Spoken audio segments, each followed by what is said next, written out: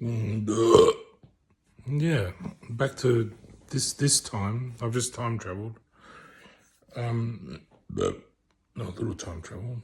I'm back again. No, that glass of wine went down well. As you can hear, that satisfaction burp. Bit to go.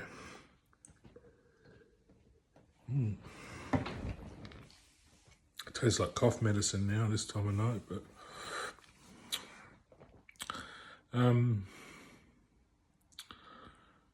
yeah, I was just thinking, I've got so much to consider.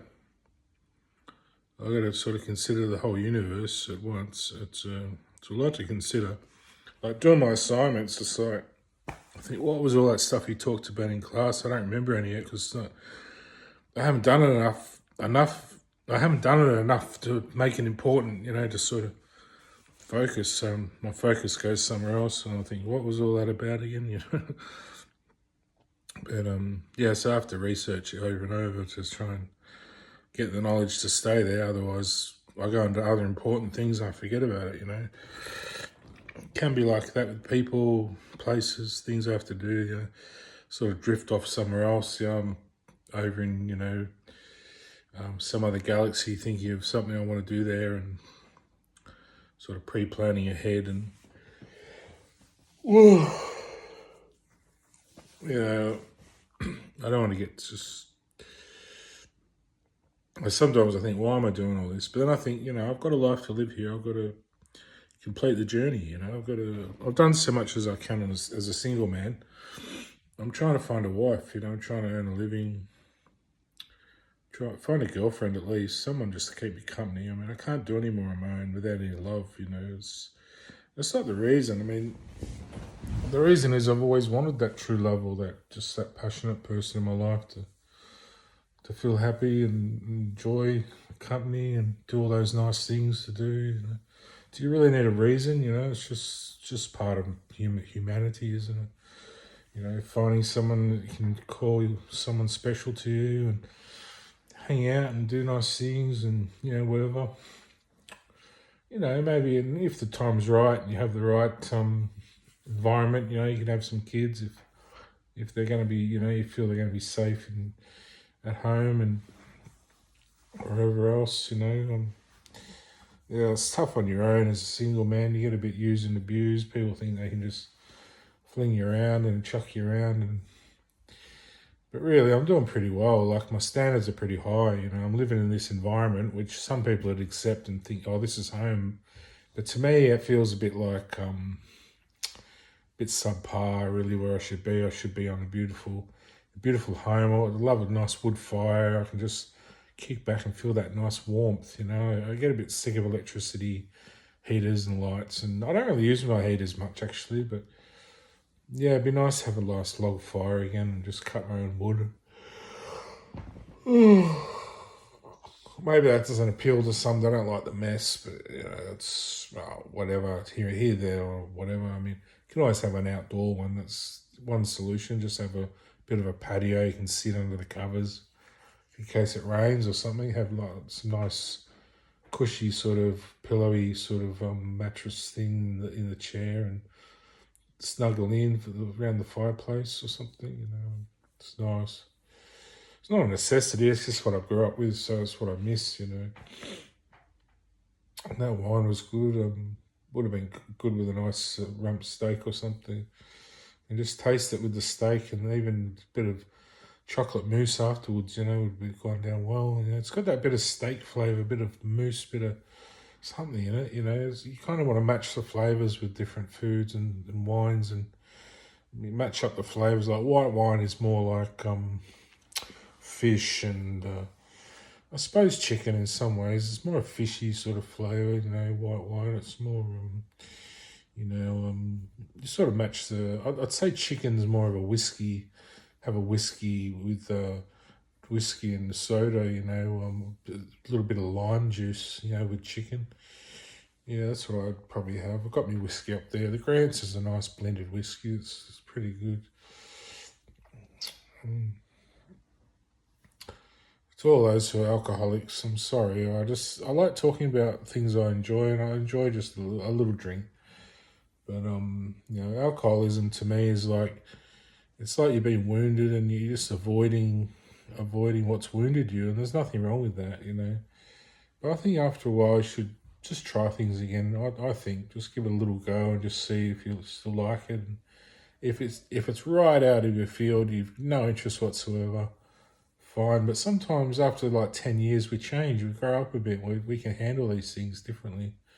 I think grief and that makes us not handle things when we're younger, and we tend to over abuse things. When you get older, you're sort of a bit more calm, a bit more. I've never been addicted to anything, so I don't understand addiction. Why a person can't just say, "I don't want that," and just stop and do something else. I've never understood why they can't do that. But so yeah.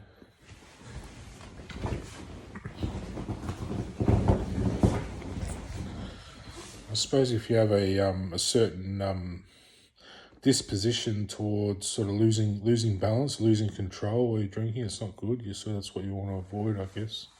And I'm definitely not encouraging drinking. I'm just saying, like say it's been 10, 15 years since you've drank anything, and you really miss it, and just have one glass and see if it's any good. If it's no good, rule it out. But others at AA and that would just say, "What are you saying it for? It's horrible. You shouldn't say that." But I don't know. I don't see the harm in just having one or two drinks.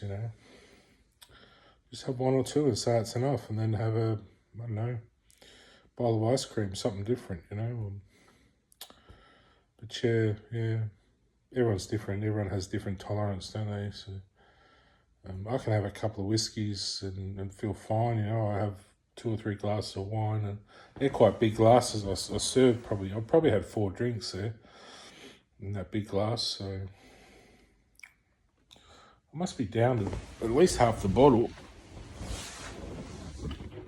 Where are we? Oh yeah, probably a third left. Yeah. So yeah, just feeling a bit tired now. Because I don't have any dessert at home. I don't buy sweet sort of desserts. I have like a bowl of Weet-Bix with sugar on it before I go to bed. It's not good. Makes me fart. Nothing makes me fart more like Weet-Bix. I go to school, I'm farting all day. Oh, it's shocking. Anyway, I shouldn't fart with Weet-Bix, but yeah, I don't recommend it. Maybe just have, before you go to bed, just have some fruit or something light on your tummy. Not all that milk and wheat and...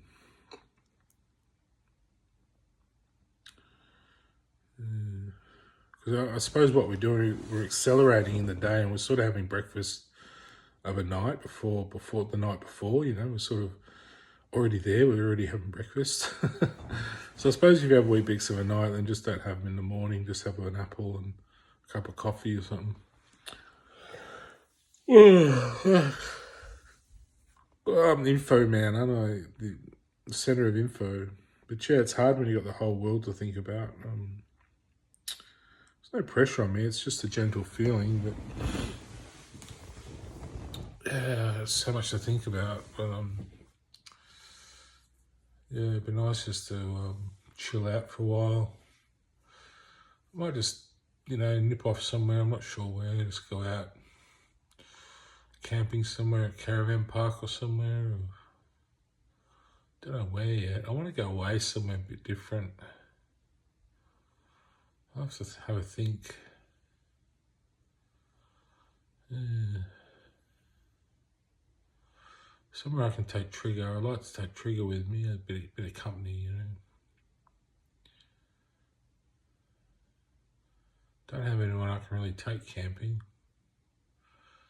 I like taking people who are more self-sufficient, can look after themselves, Don't have me sort of pandering after them, I might take the fishing rods. I'm not much of a fisherman anymore, but I like to just chuck a line in and just see what happens. There's no fish around anyway anymore. Where are the fish? They're all gone. Very sad. But, I don't know why we have to fish out so many fish. We probably waste about 80% of the fish we catch. You know, we all go off and chuck it out. Well, why do we catch so much? You know, I don't know the answer to these questions.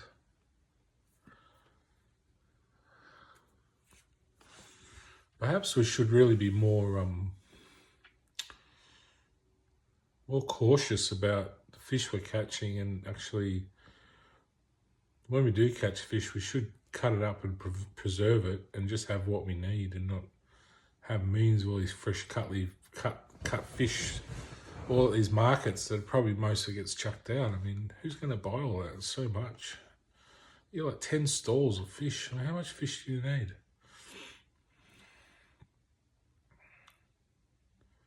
Who's fish it out like it's an endless supply? It just worries me. It's got to grow. It's got to, you know, that water's going to heat up soon. It's going to make it harder for them to spawn. I don't know. It's a tricky one. I won't suffer. I can live on lettuce leaves. I don't care, and carrots. But all these people who love all this fish and seafood and all this stuff, it's dying out there. It's all depleting. You know, we're not taking care of it. If you ever saw the way animals take care of nature, you just cry at what we do. We do horrific stuff. We're the ones doing the damage, you know. I don't really put myself in that because I don't really have a footprint, you know. I do so little, I don't really do much. But some people ripping down forests and every bloody thing.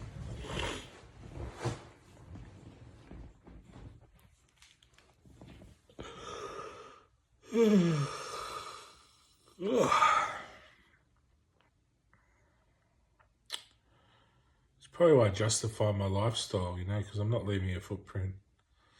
Any less, I wouldn't be living happily. Any more, I'd be leaving a footprint, you know, which some people say doesn't matter.